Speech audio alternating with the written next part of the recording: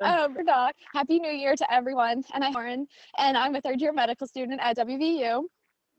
So just going to give everyone a quick overview of what to expect for the next hour.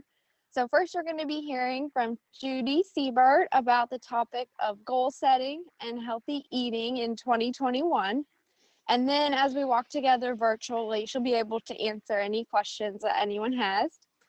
And then also everyone should have gotten like a little pop-up notification just to say that you're okay with to consent for recording of the walk.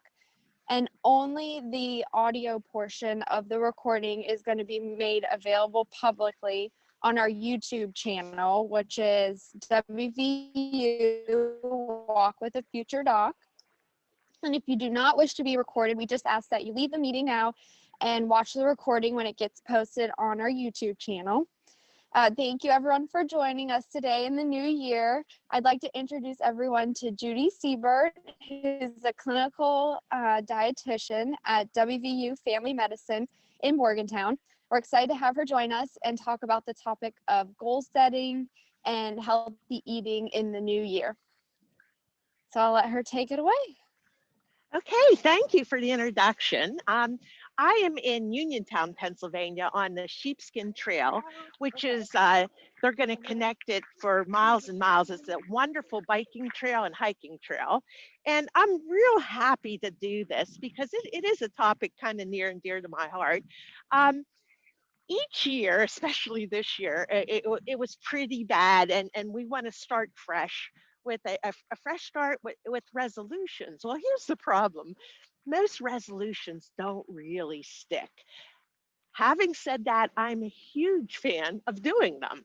I'm a huge fan of, starting the new year right. I'm a huge fan of starting Mondays right. Okay, every Monday you can start again. So I'm here to maybe help you develop some resolutions or intentions, whatever you want to call it, that stick. And how you do that is homework. All right. I just finished no, I didn't finish. We had a 6-week smoking cessation group, and yesterday was the quit date. But prior to yesterday, we had 4 classes building up to the quit date. So, if you're like millions in America and you wake up on New Year's Day and say, oh, I think I will X, Y, and Z, you're probably not going to succeed because you didn't do your homework. The homework is really, well, here's what I'm going to say. The devil's in the details. And what I mean by that is you really have to front load or preload what you want to do, how you're going to succeed before the date. And how you do that is by developing what we call our SMART goals. Okay, it's specific. A lot of people say, oh, I'd like to exercise more in the new year. Boy, I really am going to start eating healthier in the new year. That's all well and good, but you have to be specific. The SMART goals are specific, measurable. I'm going to walk in the new year. Well, how much, when, where, SMART, specific, measurable, action-oriented, realistic. Now, a lot of the pitfalls we get are when people have this real black and white thinking like, man, I am never going to eat junk food again, or I have sworn off donuts or cookies after Christmas. But, is that realistic? I mean, really?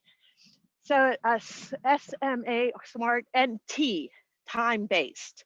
So if you start slow and low, you can start building and getting some traction. And then if you start with one little health behavior change, and then you're like, oh, I'm crushing it, it kind of gives you a boost. And then you layer on the next. So, for instance, one of the low-hanging fruit, in my opinion, is drinking more water. You'll have a lot of anecdotal, you'll have a lot of studies that will show if you drink 2 glasses of water before a meal, you naturally consume less food.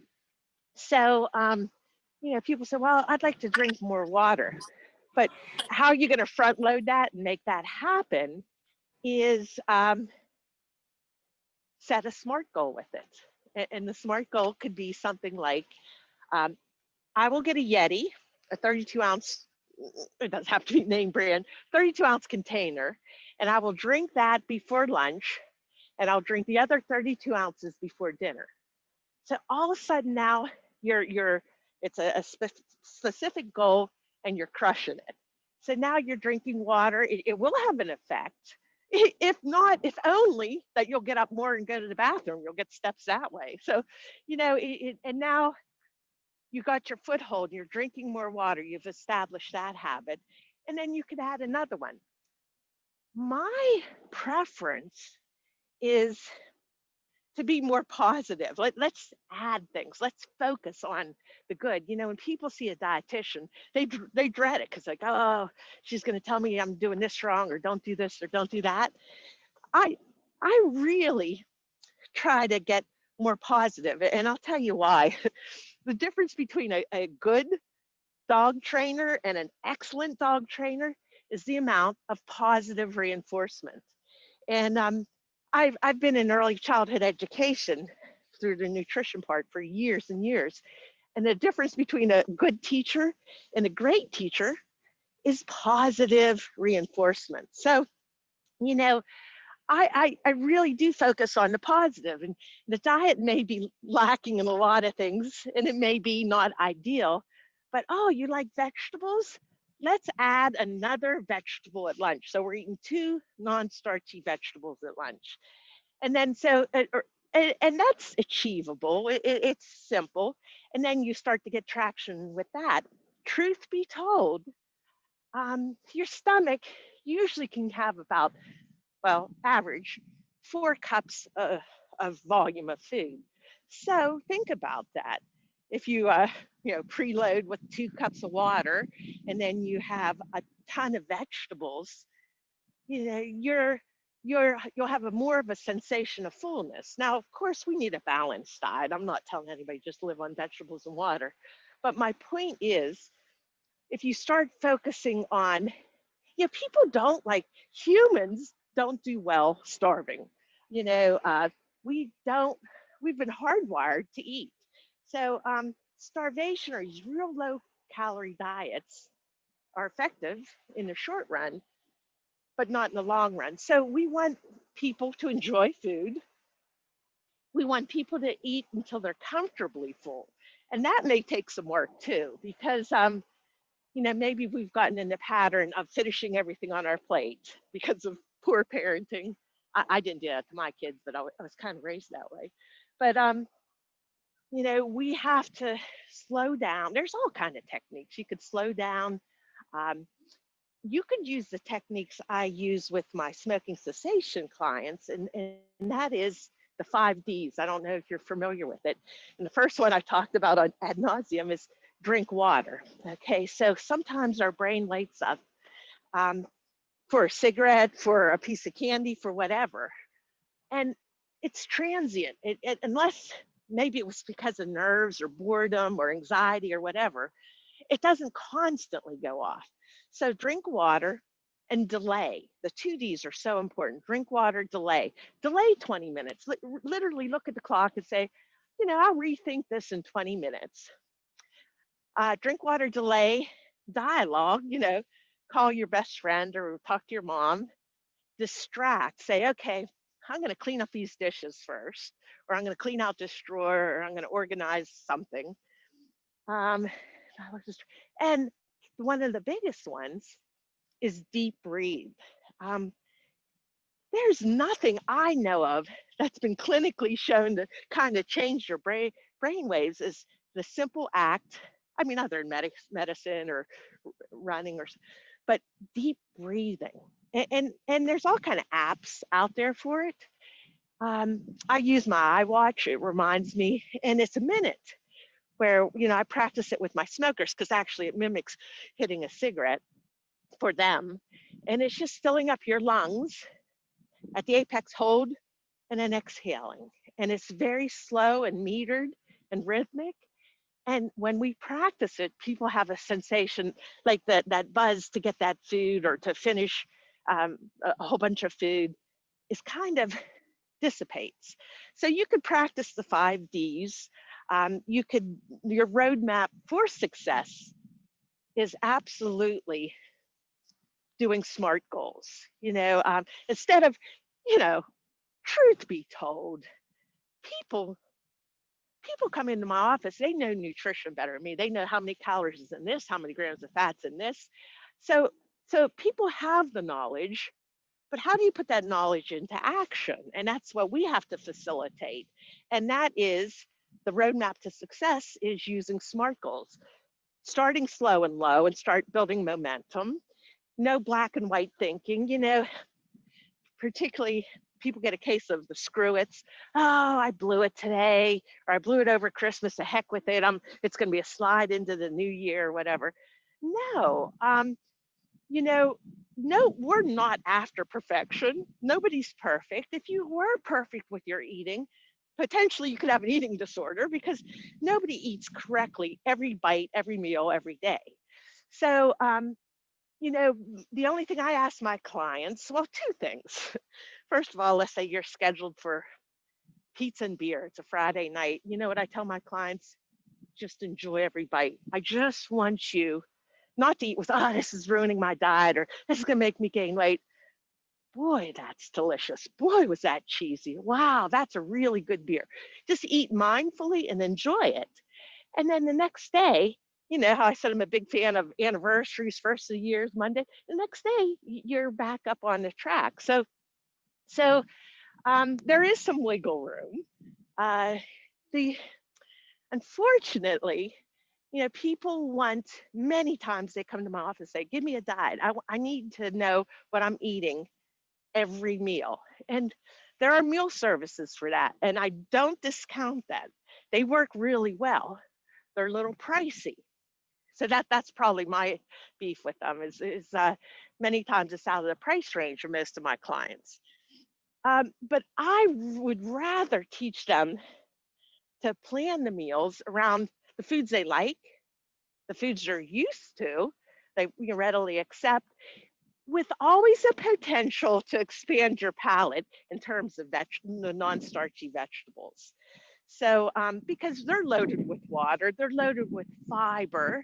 Um, Fiber has been shown. A lot of my clients have with issues of constipation, and we just need a lot more fiber in our diet. We have very highly processed foods, and we just don't get enough fiber. So I have fruits, vegetables.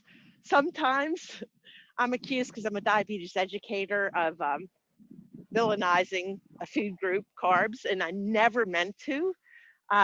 Fruits are fantastic, loaded with fiber, loaded with nutrients, and I'm a big fan. But you could overdo it. I've had clients eat, a pound of grapes or half a watermelon.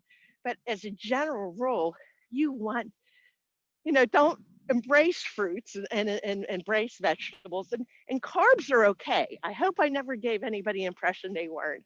I mean, anymore, like you could hold up a bank with the hold out a loaf of bread and scare people, but we want carbs, but absolutely prefer the high fiber. I'm going to run across the road here. Okay, so why do people want this magic fix? And there really isn't one. I always refer to The Biggest Loser. Although I pride myself, I never saw the show. We got a lot of really good information out of the show. But let me ask you this. Who would not be successful if you didn't work, you had a personal trainer, and you had a personal chef? I mean, sign me up.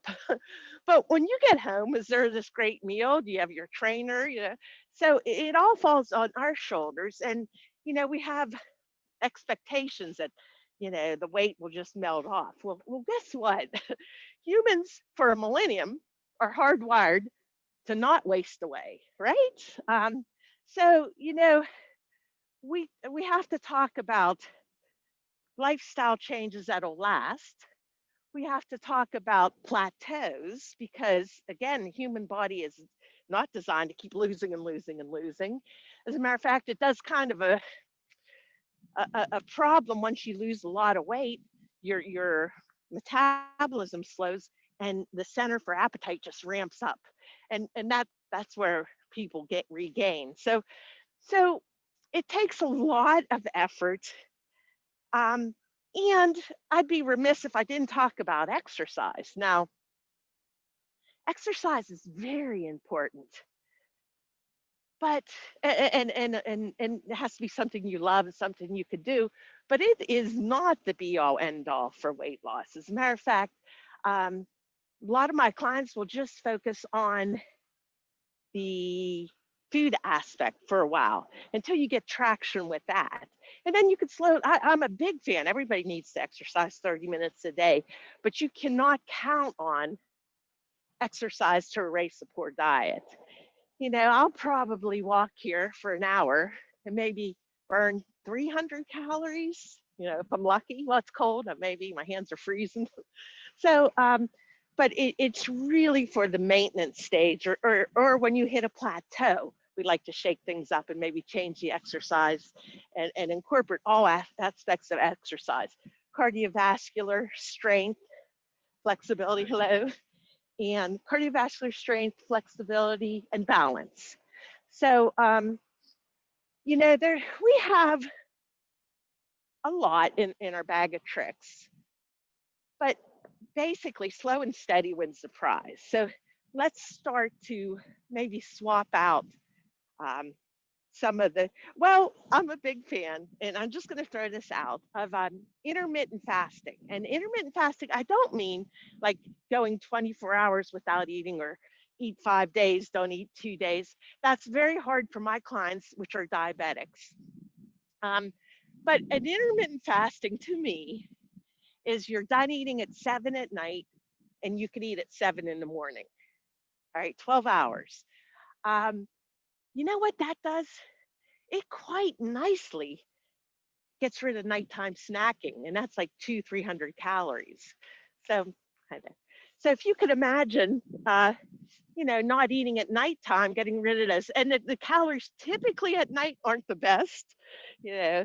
So, intermittent fasting is more, I would say, a mindfulness, a mindful eating pattern. And, you know, people can do it 8 hours on, 16 hours off, whatever. But we like mindful eating, we like journaling. That actually tends to help lots and lots of people because, again, it's the mindfulness. Um, we like the goal settings. And, you know, some of my clients don't even want to weigh in. I'll say, oh, that's okay for a while. But then once we work through it, it's actually kind of rewarding when you see the weight starting to come off. So success kind of breeds success. So I don't know. I'm always hopeful in the new year. Um, or like I said, every Monday I do a weight loss group via Zoom, and we just do goal settings. And if you didn't, you failed miserably.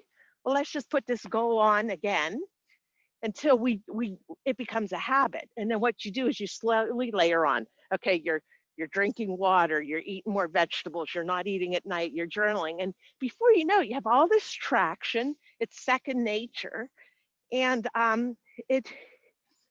You know, even with smoking, it's so habitual that we have to tell the people, if you wake up and drink coffee at the kitchen table, wake up and drink tea in the living room, you know, so you want to delink the triggers, and it's a process. And the more you do this, the more you delink the triggers and then establish it with new ones, the better off you are, and the more likely you will be to succeed.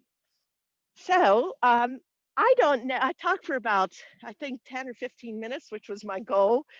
Is that correct? Should we open up for questions, or what do you guys think? Yes, absolutely. So thank you so much, Judy, for that talk and the importance of setting SMART goals. And so if anybody has any questions, you are welcome to unmute yourself and ask out loud. We have a couple doctors on the phone, a couple physicians on the phone as well.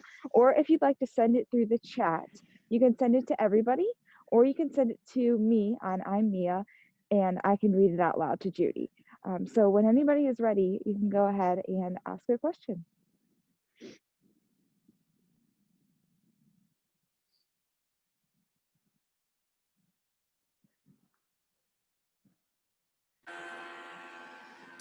Hi, Judy. This is Laura Davis, and I just wanted to say hi. I don't have a question, but I've heard so much about you and never got to meet you. So hi. Oh, hi, it's nice to meet you via Zoom. Yeah.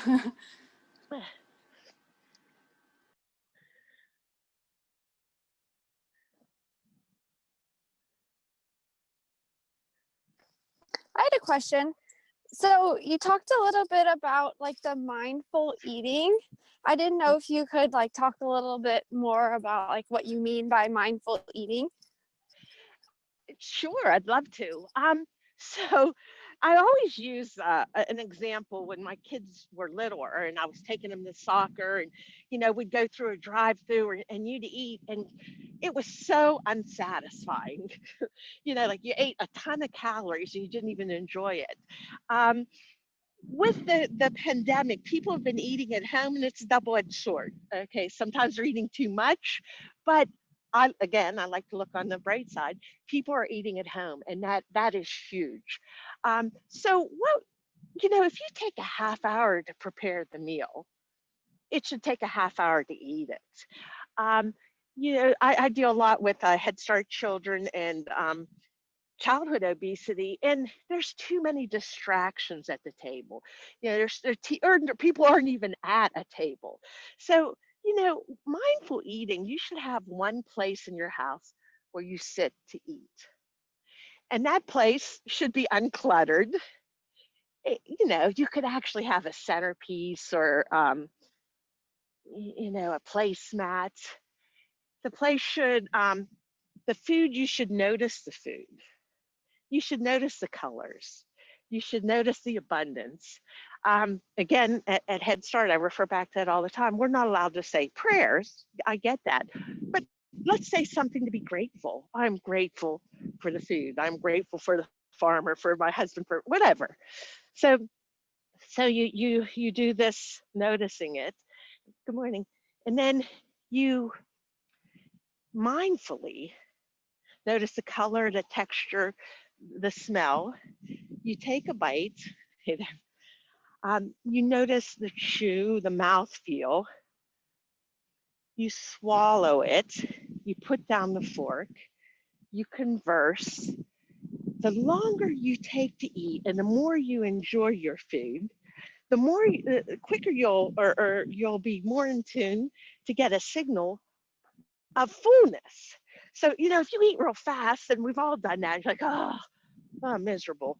But if you slow down, the key is to eat about 80% of your food. So you kind of leave a bite or two. And the only way you do that is if you slow down and then you realize, did you ever, you're eating something that was so delicious and towards the end of the meal, it's just like average. So, or it's not as good, then why keep eating? So mindfulness is a practice, nobody's perfect. It's a practice you want to do basically your entire life. If you're eating an apple, you notice the color, the aroma, and just be grateful and enjoy your food. Don't eat with these thoughts of negativity or whatever. Oh, this is nourishing me. This is delicious. This is great. And not to be weird, but you can even make it like ritualistic. So you love dark chocolate or whatever, you love some decadent thing, have at it. Who am I to say not to eat it? So you sit down in the afternoon before you're going to put your notes in or whatever, you have a cup of tea and you enjoy that chocolate. So the only thing, mindfulness helps so much with getting in tune with eating. Now, back to my Head Start days, if you really want to learn how to eat, go into a Head Start classroom and watch the children eat. The children are ages 3 to 5. And guess what? They're totally into their food. They're totally into the company. They are in the moment, albeit even maybe playing with the food, which is, we don't think is acceptable. So, and here's a simple concept toddlers and preschoolers do. They eat when they're hungry, they eat what they want, and they stop when they're full. Isn't that a novel concept? They'll say, I'll get somebody will say, oh, my child's not eating meat anymore. They just ate the bun from the hot dog. Well, that's what they wanted. Or today they only ate this or that. That's fine. Because if you look at what, I never look at one meal. You look at what the growth, how the child's eating in the course of the day, weeks, months, or growth like that. So, so really, I guess mindfulness is being present in the moment, get rid of distractions and focus on the flavor, the effort, and the enjoyment of the food. Did that help? Yes, thank Judy, you. Judy, I've been Good. doing that. Those who know me real well know that I would always pick a plate of loaded French fries over a plate of, um, vegetables, cut vegetables. It's just my nature. I'll go for the loaded French fries. So I've been doing the mindful thing with vegetables lately. I do go for the vegetables. I at least have impulse control to do that. Yeah. But lately I've been, when I eat the vegetables, focusing on what I like about the flavor in the vegetable. And I've talked with a few patients about that, and they had never thought of doing that. So it's been a Yeah. really useful tool, I think. I haven't heard back, but like carrots are incredibly sweet. But if you don't actually think about it, they're just carrots. Yeah. So that's just one way that I've been thinking about mindfulness. Yeah, I used to do a thing where I'd get different colored peppers, and we'd have each child who Yes. normally doesn't even eat peppers, like, what's different between, oh, this one's sweeter, this one's red, and it's just, you kind of eat like a child, just enjoy it.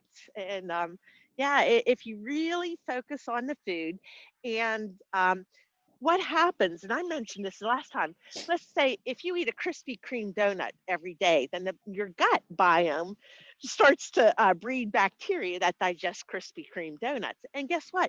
You get cravings and you want to send down a Krispy Kreme. But if you quit doing that and you start to eat carrots, Krispy Kreme bacteria dies, the biome stirs up, and then you don't have as many cravings for the highly processed food, and you start to enjoy or want the carrots more. So yeah, it is it all comes down to, in my opinion, well, you mentioned impulse control, but planning. Yeah. If I get home from work, and well, I don't even get home from work. I'm up on the hill, and if there's nothing to eat at home, chances are I'm going to drive through and get something.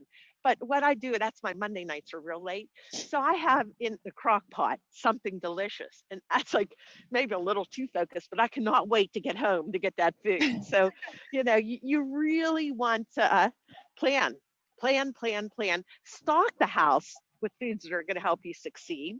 It wasn't fair. I kind of love ice cream, and it wasn't fair. I had little kids at one time in the house, and we would make it a ritual. We're going out to Dairy Queen, and I would get one little sundae with something and just enjoy it. And it made for great memories. So nobody was lacking for anything. We all kind of enjoy food.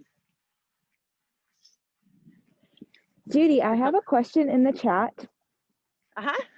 And the question is, what are your top 5 fiber food recommendations? Oh man, that's a good one. So, hi there. Good morning. Cross country teams running by. So here's what I'm going to tell you. It's whatever you like, or whatever you're into. Sometimes people get burnt out. I like a variety. Right now it's frozen raspberries. They're like 9 grams of fiber for a cup, which is like 70 calories. I think that's like the most bang for the buck. But I'll get burned out on that.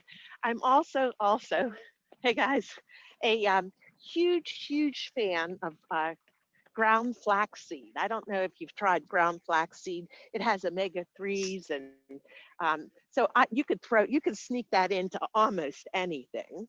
Of course, the fruits and vegetables. That's a very difficult question, because I don't know. Maybe I go on food jags or whatever. It's still like a little kid, but I'll be real into something for a while and then get out of it, or it waxes and wanes. So, um, we do need, let's say, 25 to 35 grams of fiber a day, and most of my clients do not get that. So fiber supplement, I don't know if you need it. I would much rather you start the day with a really high fiber meal, and then it fills you up. It kind of goes in there and blows up and makes you feel full. I have a recipe for a fiber supplement that we used in a nursing home that is wonderful. And for simplification, it's equal parts prune juice, bran cereal, and unsweetened applesauce. So you mix it all up, you put it in a jar, and it's good for a week in the fridge. And if I could have a red ball cap, I would have "Make America Go Again," because that would be my motto. and, and it's simply using that prune slurry, which sounds kind of disgusting to me, but it tastes like apple butter. People love it. You can put some cinnamon in it or whatever. 2 tablespoons of that a day gets people pretty much regular. Um, so I don't know. I mean, if you want to use Metamucil or these gummy things, go right ahead. But I'm a big fan of getting fiber from the foods you like, and that's usually the not processed, the raw fruits and vegetables, the whole grains. They even have these vegetable pastas now. They're okay. If you put sauce on it, I don't know. It's just not my family's favorite, but we get enough fiber. You have to kind of upsell fiber. Remember back in the day, and they outlawed this when you went to McDonald's, they would say, "Would you want fries with that? Would you like to biggie size it or whatever?" And it was really kind of fueling because it was cost effective. I think, oh, that's a good deal. Well, we need to upsell. We need to make good food accessible and people desire it. I mean, there's the Cattlemen's Association and the Dairy Association, all good food, don't get me wrong. Is there a Brussels sprout association? Do you see billboards for Brussels sprouts? So what we have to do on a real grassroots level is bring the food into the house. This is the thing I learned when I had kids, is that I would there'd be apples sitting there, or there'd be berries in the refrigerator, and they're getting to the point where I'm going to have to throw them out. All I had to do was cut them up, mix it in the salad, and they tore it up. So we have to kind of upsell it and create that desire, because I mean the desire is innate. We just have to, would you like berries with that instead of would you like fries with that type of mentality. But as for fiber, it's just pick whatever floats your boat and enjoy it more often than not.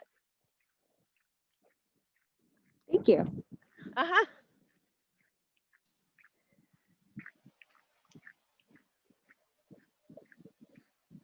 Hey Judy, it's Anna Raymond. I have a Hi, question Anna. for you. Hi, Certainly. it's really good to hear from you. So my question's kind of two parts, and I'm sure you'll have great advice for it. The first part is, what is your stance on snacks and snacking, and what recommendations would you have for better snacking? Okay, that's such a good question, and kind of calls me out a little bit, because there are lots of trains of thoughts, and this is just my opinion. You could have a different one. Everybody could have a different one. So, of course, my Head Start kids need snacks. Their stomachs are so small and they need to eat every couple hours. But I'm just going to put this out there, and you think about it. Everybody out there, think about it. Historically, let's say when we were hunters and gatherers, did we eat 3 meals a day? Did we have breakfast, lunch, and dinner? Or do we eat? Okay, I'm okay with snacks, but the average amount of eating periods that humans in the United States eat, it's 6 times a day. Um, that's more of a grazing, which is a great pattern, but are you really grazing on berries or something out of a tree or whatever? No, you're grazing on even processed granola bars or processed Cliff bars or something. So if your energy needs are high, of course you have to snack. If you're going on this long hike, bring snacks. But as a general rule, oh man, Anna, why'd you ask me this? I'm going to say, unless you can front load or pre-plan those snacks to include, this is how I'm going to get my fiber. I have these delicious apples at home, and I'm going to have this apple parfait or whatever. You can't do mindless snacking. You can't have a bowl of grandma's cookies there or something like that. Now, having said that, and it's going to sound like I'm talking out of both sides of my mouth, if, let's say it was a long day and you're going home starving, we all make our poorest choices when we're starving, right? So, because I think, again, that's sort of, we found food, we want to get food in. So well-placed snacks, well thought of snacks can really cut down on overeating at meal times. So something you may want to do is have like pistachios, because they slow the pace of eating, or nuts in the shell where you actually have to crack them, and then so maybe consider, and they're loaded with nutrition. They're protein, fat, and fiber. I like to have that at each meal or each snack. Protein, fat, and fiber. The fat has to be a healthy fat, of course.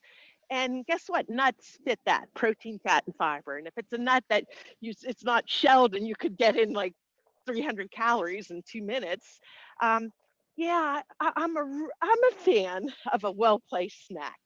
But I think, walking to Dairy Mart or grocery stores, it's just everything's real processed and snacky, and you get these snack packets for 100 calories, which is fine. But then my clients eat 5 of them, so what good have we done?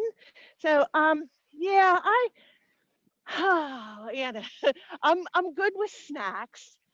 If you feel like you need them. I'm particularly not a big fan of snacks at nighttime, because bedtime snacks tend to be more calorically dense, more sugary, and more overprocessed. But if you're that type of individual, could have an orange and go to bed, have at it. So again, we can't leave it to chance, because we'll make poor choices with our snacks. But if you plan the snacks, plan them for all week, and you have carrots, you have peppers, whatever, just cut them up and enjoy them, eat mindfully. But as a general rule, if it's packaged, it's probably over processed, and I don't know. It all depends too. I mean, young people have a metabolism that could handle it. I send my son back on a plane with a ton of snacks because he's 6'4" and 160 pounds. But me, no, I could survive a plane ride without snacks. So that's basically a very good question, but I leave that to the individual. Later. Thank you, Judy. Thanks, Anna.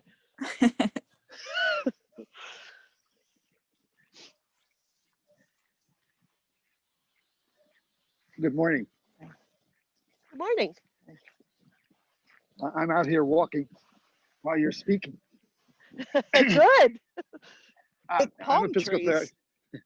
Yeah, I'm a physical therapist, and I treat people that can't walk. They sit in their armchairs and do nothing and hope the pain goes away.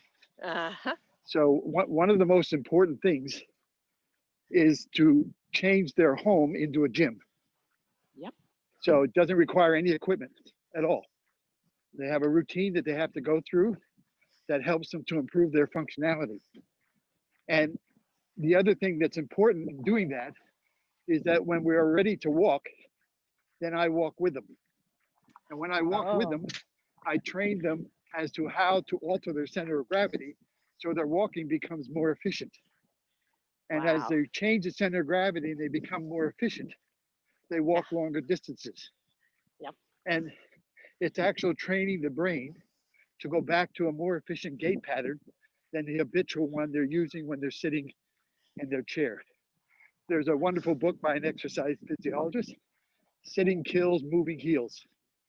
And I explain that, I give them each one of a book, and I get them to read that in order to motivate them to move every day.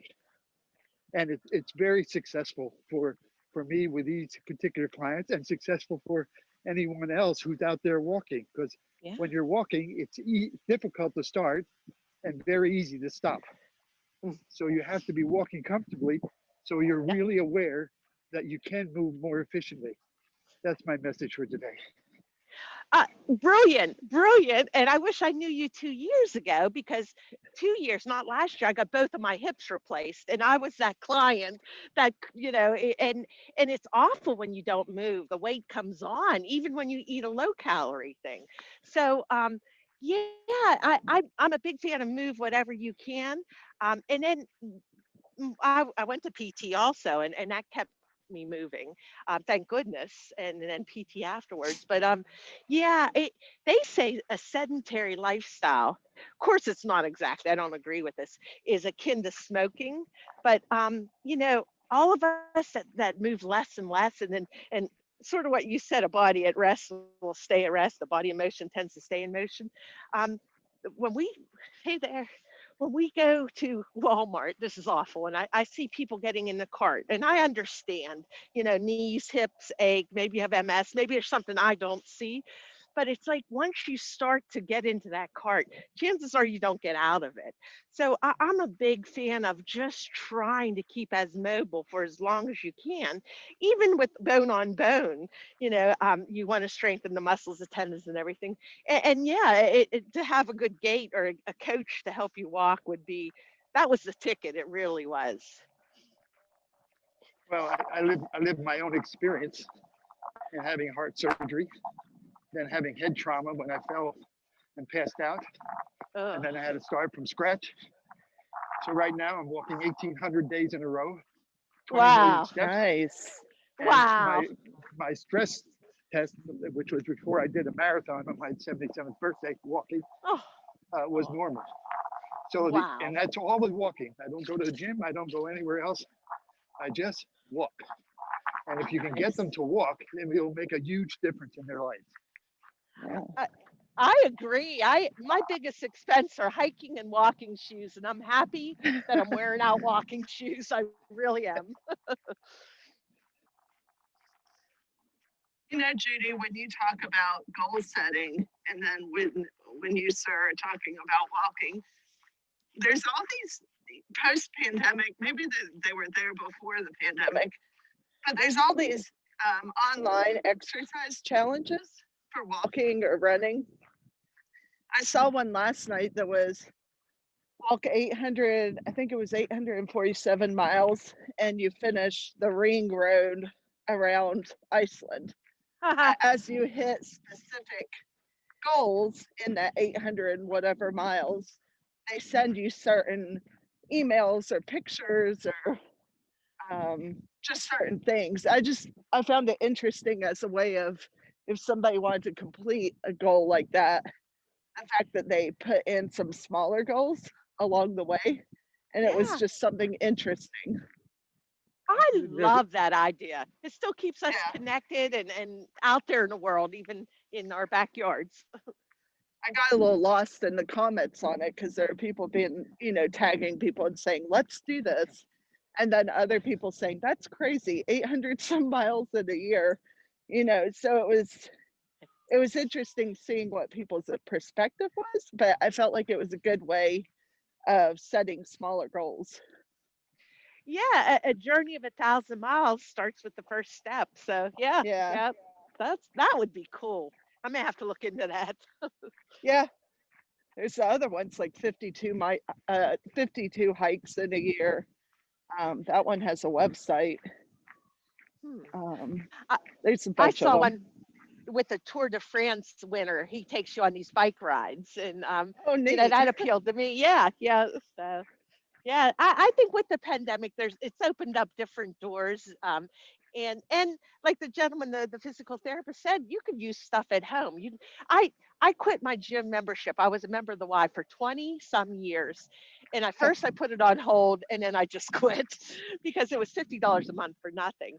And I'm doing fine without it. We do have a set of weights downstairs, and you know, you could buy warm clothes and you could get out. Back in the day when I was raised, we had like knit gloves and we'd come back and the glove was frozen on our hand and stuff. So you know, you could invest in really good outdoor clothing to keep you warm. And as long as it's safe to walk, you know, just move whatever part you can as often as you can is often what I tell my clients.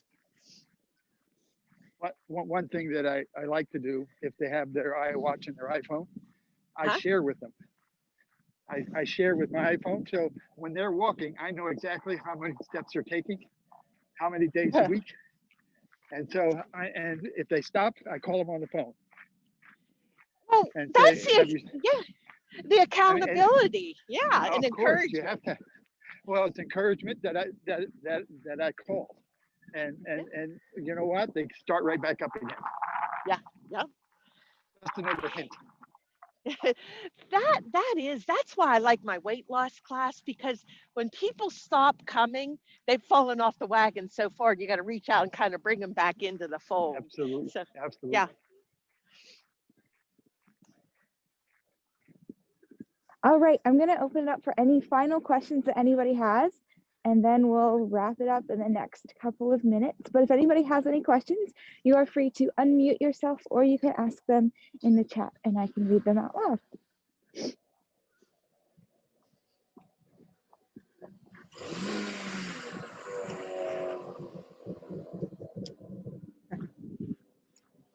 All right, I don't see any. So Judy, I wanted to ask you if you could sum up today's talk in like 3 short messages, what would you say? Okay. Plan, plan, plan. Pack the house with things that's going to help you succeed.